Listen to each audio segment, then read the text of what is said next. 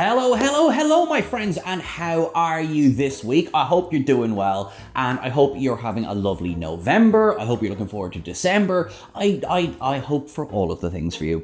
This week we are playing the usual Where in the World is Sean Ferrick? Well, I can tell you this right now. You know that phrase, I'll be in Mexico till this all blows over? I think this is my favourite episode of Season 5 of Lower Decks. I had such a good time going through the episode this week. Honestly, I laughed out loud quite a few times. And you know when you say to people, oh, I laughed out loud, and normally this is people going like, I'm laughing out loud. Yeah, no. This is like genuine belly laugh stuff this week. So thank you so much, Mike McMahon and the team, for giving us an episode that gave me such good feelings this week. Shall we dive into Lower Decks Season 5, Episode 7, Fully Dilated?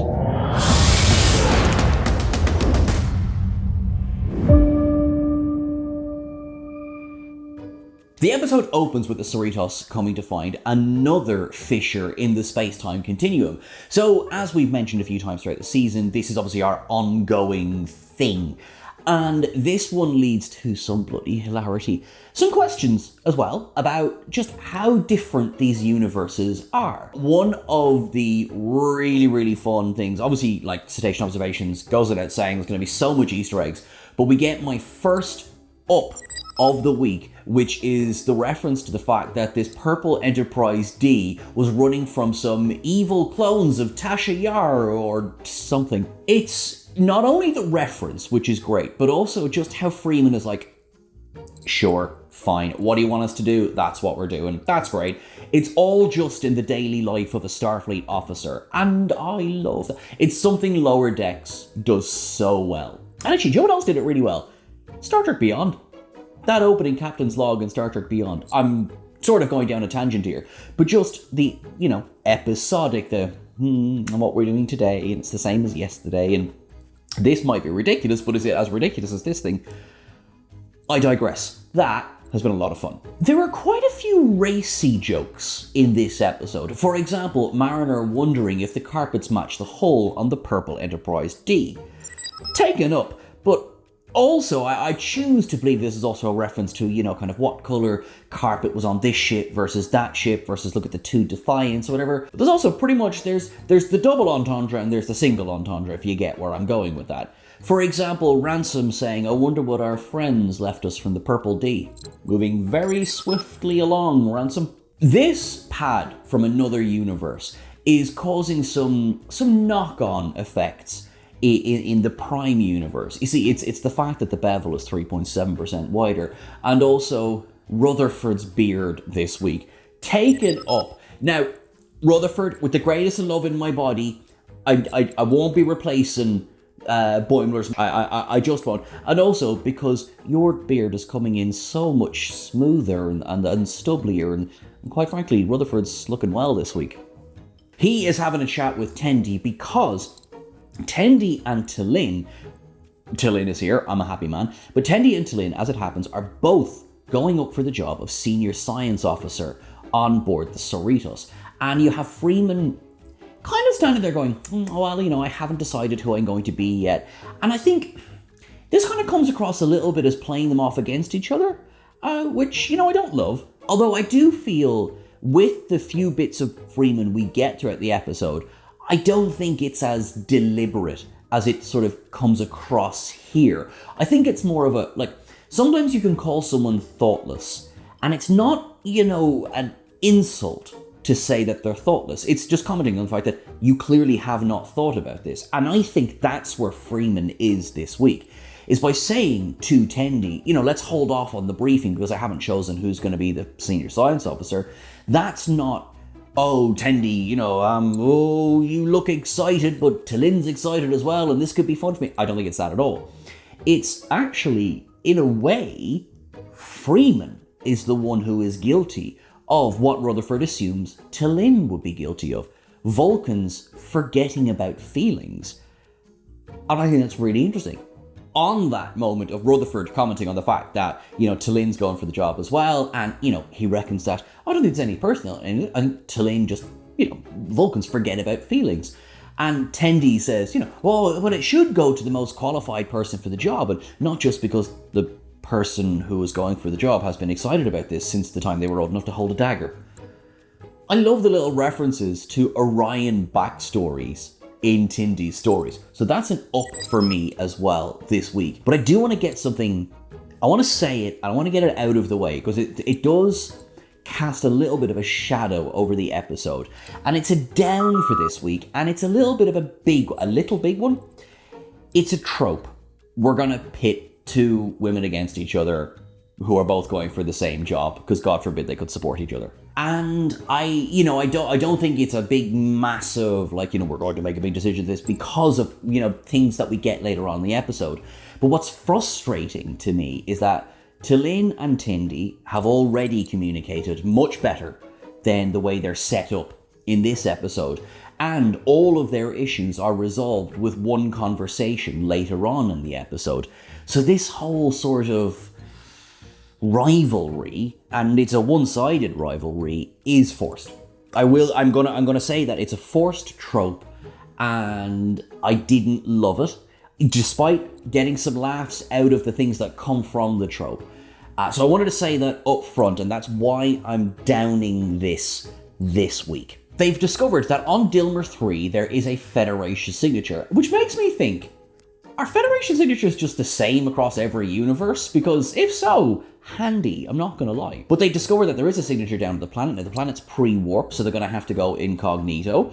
Usually I really enjoy these kind of episodes, and this episode is no exception. I really enjoy a lot of the pre-warp gags that we get here. Mariner, Tendi, and T'Lyn are going to go down on this away mission, and while Mariner's excited, and Tendi's excited, and T'Lyn is there, T'Ana is there. She gets one of the just gas quotes of the episode.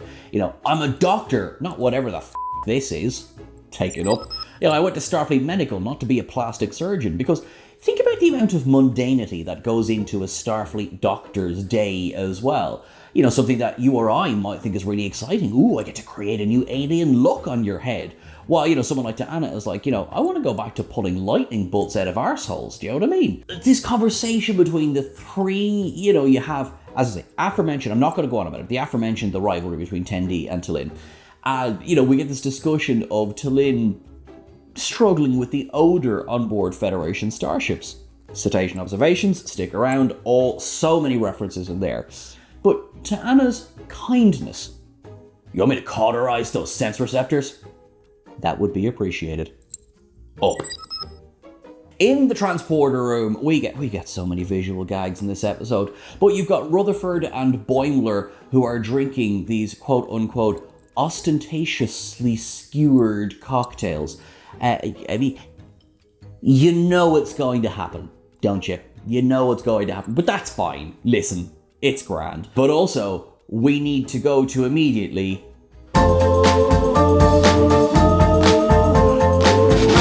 Beard Watch. Okay, 1, 2, 3, 4, 5, plus 100, whatever. Okay, what I'm getting this week, we've got 10 individual hairs. We have our scrotees got a little bit longer, the mustache a bit thicker, and we have some fairly developed mutton chops at this point now as well. Boimler, you're looking well, buddy. I'm going to compliment you. This planet has a core that is very similar to the planet in Blink of an Eye from Voyager, which means time moves an awful lot faster down there than it does up on the Cerritos. Again, there's no question as to what's going to happen, and that's fine. So 1 second up on the ship is going to be a week on the planet, and I do have to give it down, because there is, just in the initial scene, there's a time inconsistency. So I'll go into a little bit more detail, but they beam down, and then of course, immediately, the ostentatious skewer pokes Boimler in the eye, causing both he and Rutherford to drop their cocktails onto the console, which shorts the console out. They start screaming. So Tendi, T'Lyn, and Mariner find the Starfleet tech, they start shooting phasers, they walk into... It entirely seems as though they didn't expect to spend longer than a couple of hours there. But by definition, they had to spend at least a week. I don't know, it's just like, So they say, oh, well, we better stay in this house for the night. Or are they going to stay for the other 6 nights? Anyway, listen, there we go. That's my inconsistency.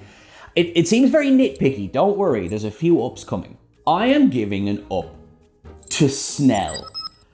Because he's so annoying, isn't he? He's just like, Mariner calls out perfectly. It's like, why is there always, a suspicious local in these kind of situations? And I love the fact that was a gag in this episode. Because she's right, there's always a bloody local who, treats everything as it's the biggest conspiracy in the world. Ooh, aliens and all this. And they're usually right. That's the gag. They've called it straight away. And of course the locals are like, oh, you crazy person. But considering they're there for as long as they are, I give props to Snell for sticking it out as long as he did. And also, if he's going to crouch in trees as many times as he does in this episode, he's got to have unbelievable calf and glute muscles. He questions them as to where they are when they're standing in this crater full of Federation tech, and you know what I'm getting closer to. But he says, they say they're from the northern regions. He's like, yes, are you from Slarno? And then he goes, yeah, Slarno strong. Up. They, of course, discover something very important in that crater, but before they can deal with it, Snell arrives and he is distracted by T'Lyn throwing some algorithmic shapes on these rocks by lifting them into the air, thus discovering that she can juggle. I love T'Lyn. Taken up.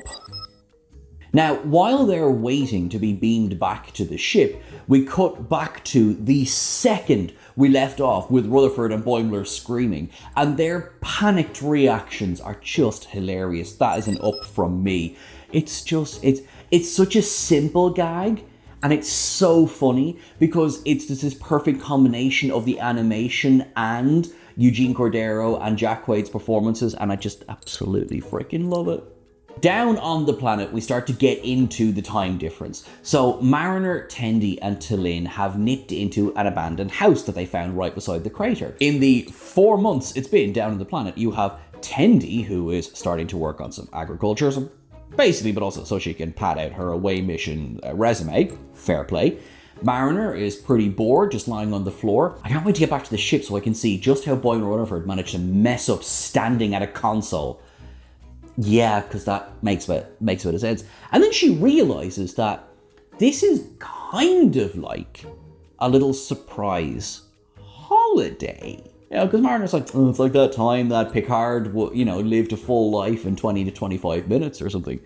And yeah, they sort of got like, oh, hang on, we can live a bit of a life here. We can have some fun. Which is such a funnier way of dealing with this situation than sitting there going, oh my God, time's running out, which is another direction they could have gone in this episode. And I'm really glad they didn't do that, because it's just all a bit simple, isn't it, if you do it that way, and you lose a lot of the humor. But then she opens the door to go outside, and there's Snell. What are you doing in this house? I'm like, we chose to stick around, leave us alone.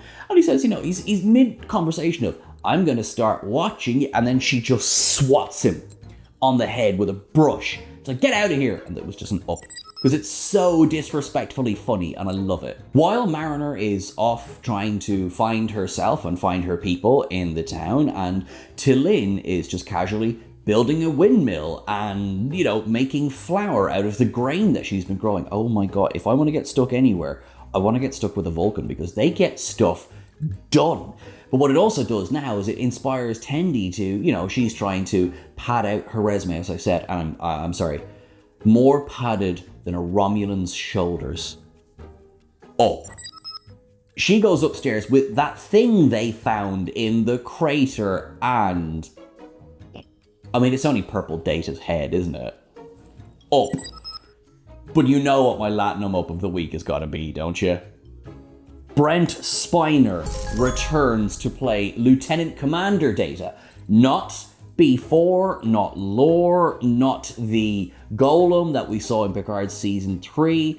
This is Data. And it's just brilliant. Latin them up, all of it right there. And also, I don't know about you, I went into this thinking, alternate universe Data, are we getting a villain?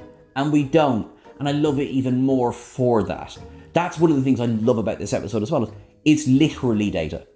And it just the gag is brilliant. And we get many more questions as to just how close these two universes are when, this Data starts to speak about his experiences as well. Just that lovely interplay between Data and Tendi, that identification between the two of them. You have Tendi starting to explain why she really wants the role of senior science officer.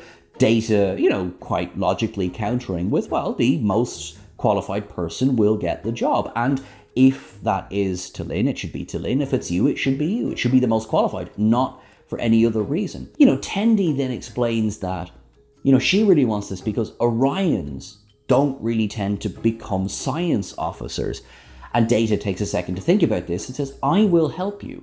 I was the first android to serve on the bridge of a Starfleet vessel, so I know what it feels like. And I just this warm feeling right the way up and down. Nothing to do with the weather, I was warm anyway. Fantastic. Up.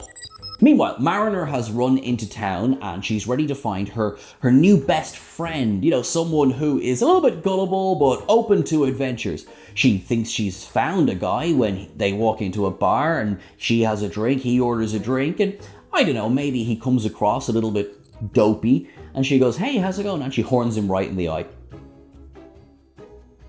She means so well. Oh, that's the thing. Where we've seen Mariner make mistakes, if you like, in the past.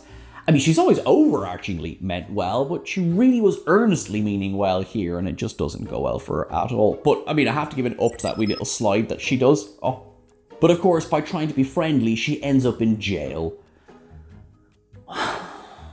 Oh, Mariner. Back at the house, T'Lyn attempts to solicit Tendi's aid in selling some of the new superfruits that she's grown outside. And, Tendi at this point is sort of sleep deprived, and she's a little bit wound up from the fact that T'Lyn seems to be just casually doing so well with the science of everything this week that, she sort of spurns T'Lyn's overtures, if you will, to come into town with her. She goes back up and starts talking to Data again. Now, Data comments on, T'Lyn has obviously managed to achieve more as Vulcans require less sleep.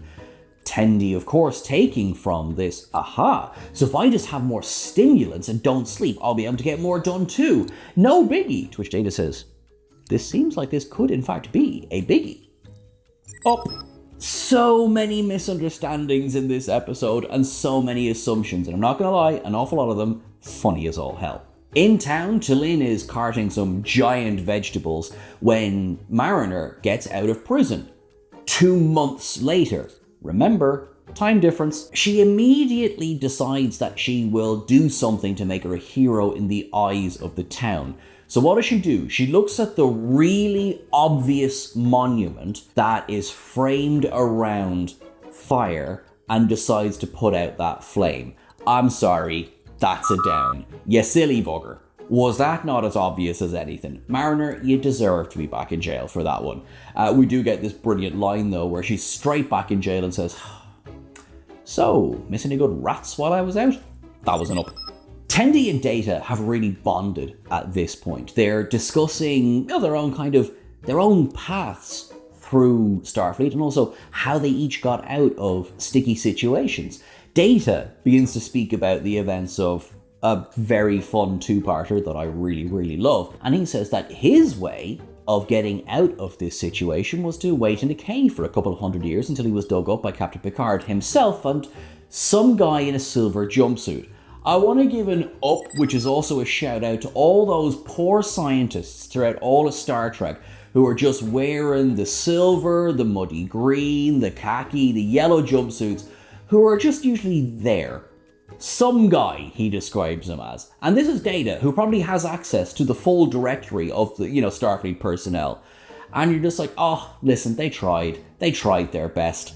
Oh, I love this episode so much. I know, I'm going into just all kind of giggles about this one. The way that he's sort of reeling off a best of Data's adventures, while also they are so poignantly connected to everything that's happening here. I mean, this could be another version of Time's Arrow. It could be another version of Carbon Creek, all of whom get shout-outs here. And yet it's very much its own thing as well. Like, I think this episode will stand up on its own merit, which is always a difficult thing when you have a reference-heavy show in general. I mean, Lower Decks is reference-heavy. The characters, their relationships, and everything else really are combining to make this work. And if it sounds like I'm going on a tangent, I am, because I just really enjoyed this episode. Tendi decides, though, at this point that she needs to go into town to see what they're up to. So she puts Data's head in a bag, and, you know, he does think that this is a bit cavalier about what's happening, and away she goes and discovers that T'Lyn has set up a stall.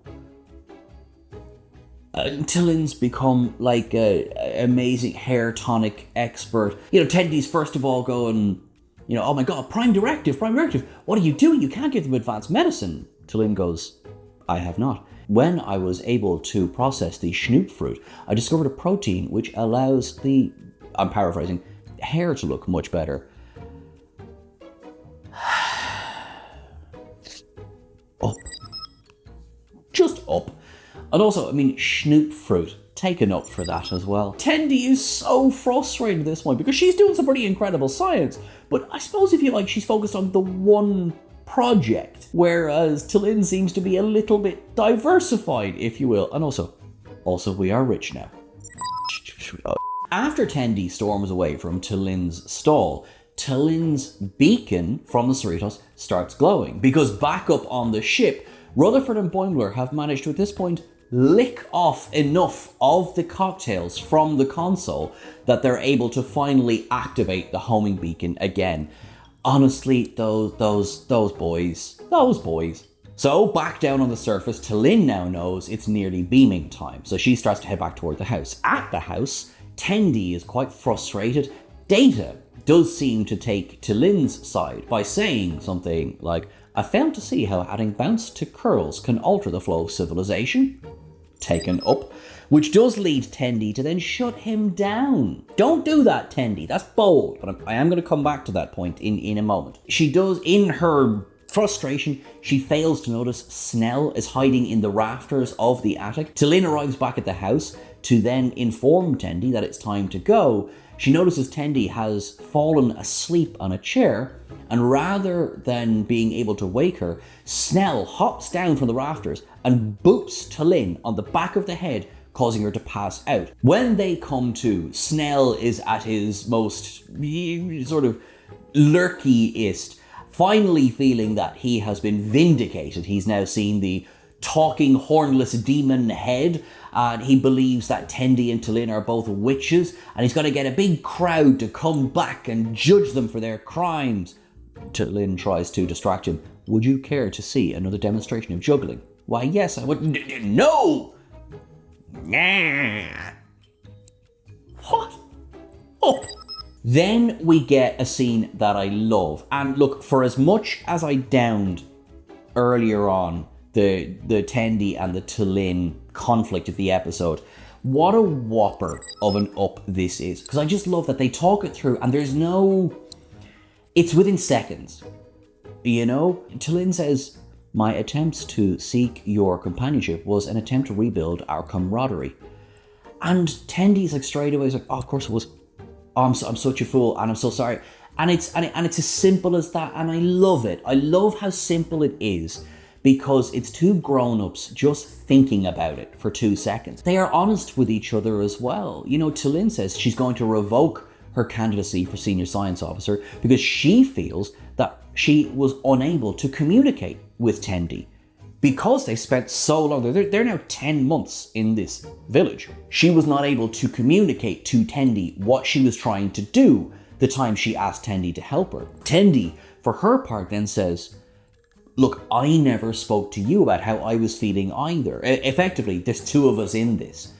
And I love this. I really, really do. I'll be fair, perhaps we could not have had this without the conflict. So I did think that perhaps we were being led down a road that wouldn't end as satisfactorily as it did. Once they stand up, Tendi's able to use one of her horns to turn Data back on. He immediately and politely says, please do not shut me down mid-conversation. Oh, he's dead right to say it. Then Tendi apologizes, fair is fair, and asks if Data will be able to chew through their bonds. Data goes, although I have not done this, I have seen Commander Worf do this once. I'm sure there's a story there. Take it up. And Tendi goes, wow, you really are fully functional. They gather Data's head and they head into town because they need to get Mariner out of jail. Mariner's having this beautiful moment of camaraderie with her jail buddies. She's carved a flute out of soap. It's just wonderful. And like, Big Mare, which I love, we're all your buddies. Yeah, 2 of us are murderers. Like, oh, maybe don't mention that one. Mariner gets bail posted by her rich friends. And, she's released. And she does say like, oh, can we spring my jail buddies as well? No. Okay, well, I tried.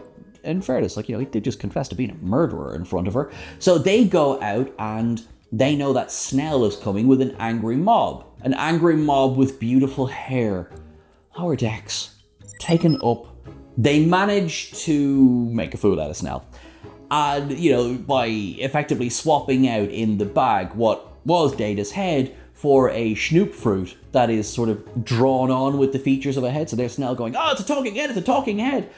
And the crowd just basically say, Snell, get a job. They make their way hurriedly toward the beam outside, and we get this just visual gag of, Snell is running after them. Snell is still lurking this way. Oh, it's so ridiculous. And, Mariner feels a little bit guilty going like, the way for us to fix everything is to make Snell look like a loser. To which Data goes, Snell did seem to exhibit the characteristics of being a loser before he saw my head. As Mariner says, ooh, Snell get burned. Taken up. Mariner then asks Data, would he consider sticking around in their universe? And Data just goes, I have to get home to Geordi. He is my best friend. Up. I'll take that one right in the heart. They beam out up to the ship. Snell comes over the rage and goes, ha. Back up on the Cerritos, of course, you have a now topless Boimler and Rutherford trying to play everything cool when, Tendi goes, what the hell happened here? And they were like, oh, just malfunction, standard LCARS malfunction. Data has a chat then with Freeman where, it's a funny exchange, like, what colour is your Enterprise? No colour, just a neutral grey. That seems like a missed opportunity when purple is an option. Yes, it does. Taken up, Data. And then Data is able to, having spent a year in the field, yes, a year in the field with Tendi and T'Lyn, is able to give some advice, and I like where it lands. We're sitting there in the mess hall later on, and Tendi and T'Lyn announce that they are both the senior science officers, joint position. Mariner is delighted for them. Boimler tries to say, oh, isn't it great that you were able to spend so much time getting ready for it? They're like, no, you owe us big time. To which T'Lyn takes a sip of water and says, that is correct. You do indeed owe us. Love it. And we see the episode out with Mariner trying to fill that big empty hole inside of her psyche that only her jail family could have filled before with some soap fluting. And, everyone's like, you can't play that thing, please stop. While Data's head is loaded into a probe and fired out of the ship into the fissure. Folks, I loved this episode so much. So many references, so nice and quickly, will you please join me at Cetacean Observations?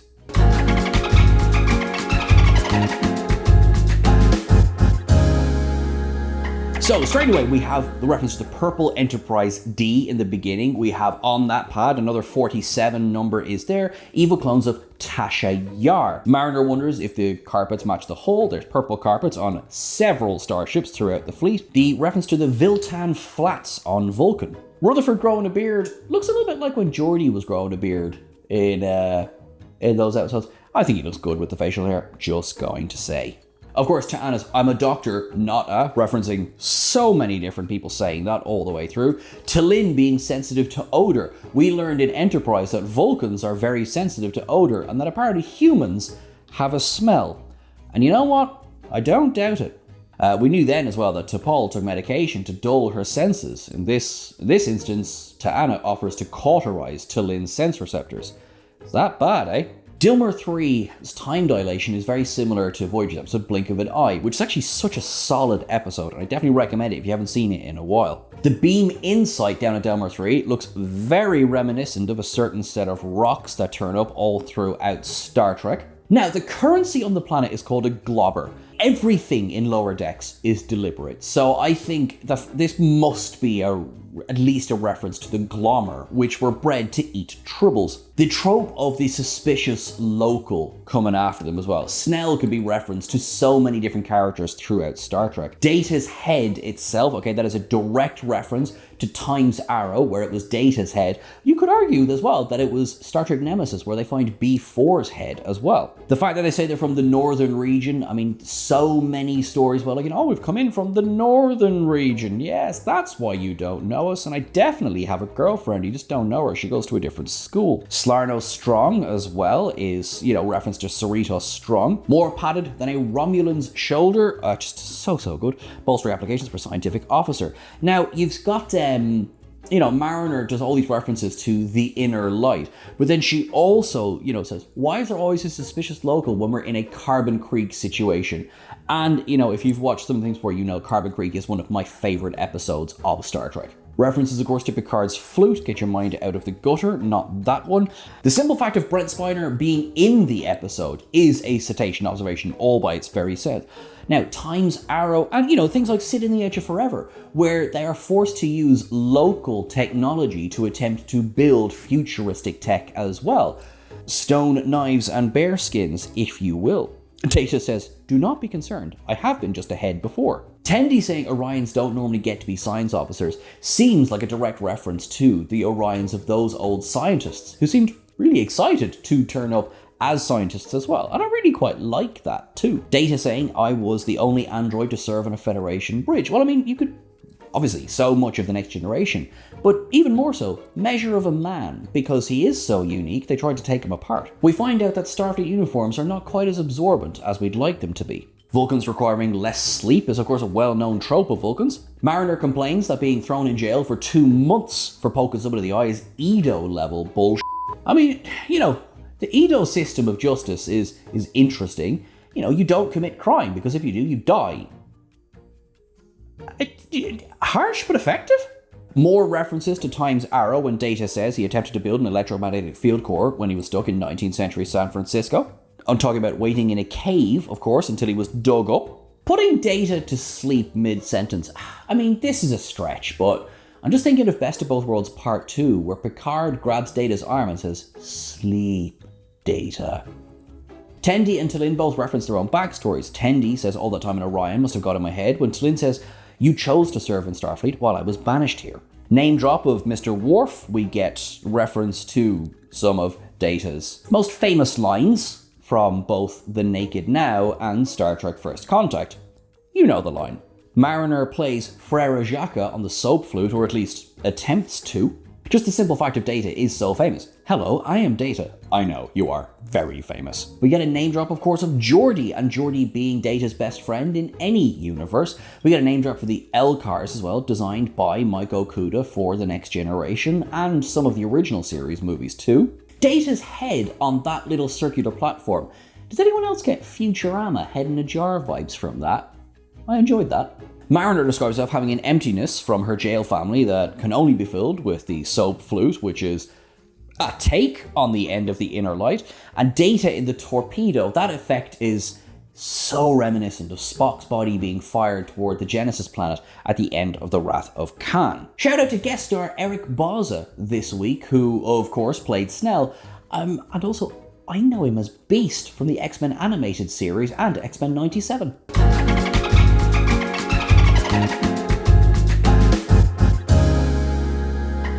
Folks, that's everything for the ups and downs this week. Thank you so much for watching along. I hope this different background hasn't been too much of a distraction, he says right at the end of the video. So thank you so much for watching. You are awesome, you are brilliant, and God only knows where I'll be in next week's video. But the most important thing is that you have a lovely week. I hope you are enjoying Lower Decks. We have 3 episodes left, which is a bit shocking, but sure, listen, if they stay this good, I'm going to be a happy, happy person. Please keep checking out the quizzes, please keep checking out the podcasts, and check out our lists, which come out as often as we can get them to you.